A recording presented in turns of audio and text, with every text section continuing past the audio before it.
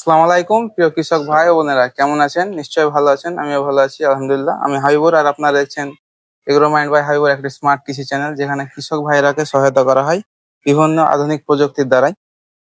তেমনই এক কৃষক ভাই আমাদের দোকান চলে এসেছে আজকে। তার কপির জমিতে এই রোগটি হয়েছে। এটি হচ্ছে স্লিট ব্লাইট। মানে অনেক কৃষক ভাইরা ভুল করে থাকে, ডাউনি মিল্ডে বলে তারা স্প্রে করতেই থাকে, কিন্তু তাতে রেজাল্ট পায় না। এই কৃষক ভাইয়ের ক বিঘা জমি আছে আপনার? 2 বিঘা। 2 বিঘা জমি আছে। তার মধ্যে কতটা বাদ হয়ে গেছে? 1 বিঘা বাদ হয়ে গেছে। 1 বিঘা নষ্ট হয়ে গেছে। কি কি বীজ দিয়েছিলেন? ধসা মেরেছি, ভেতড়ি মেরেছি। রেজাল্ট পেয়েছেন আপনি? না, রেজাল্ট পাইনি। ভেতড়িতে রেজাল্ট পাইনি। এই রোগটার জন্য আপনি কবার বীজ প্রয়োগ করেছেন? এইটার জন্য 3বার মেরেছি। কৃষক ভাইরা সিড ব্লাইট হয়েছে, 3বার স্প্রে করেছে, তাতেও রেজাল্ট পায়নি। ভুলভাল বীজ স্প্রে করালছে, তার জন্য রেজাল্ট আসেনি।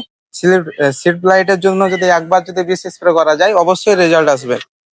তো তার জন্য কৃষক ভাই আমার দোকান চলে এসেছে, মানে রোগের মানে যে প্রতিকারটি, সে প্রতিকারটি নেওয়ার জন্য। আর আপনি কি এর আগে আমার কাছে মাল নিয়ে যে রেজাল্ট পেয়েছেন?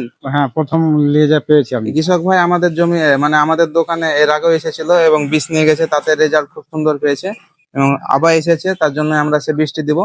আপনারা যে বীজটি প্রয়োগ করবেন সেটি হচ্ছে কাসুগা মাইসিন, এবং তার সঙ্গে যেটি স্প্রে করবেন সেটি হচ্ছে রোকোম্যান, যেটিতে আছে আপনার ম্যাংকোজেব এবং মিথাইল 25% WP।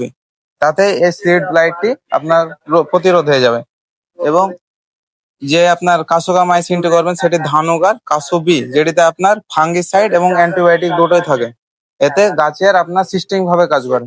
ধন্যবাদ কৃষক ভাইরা, ভালো থাকবেন।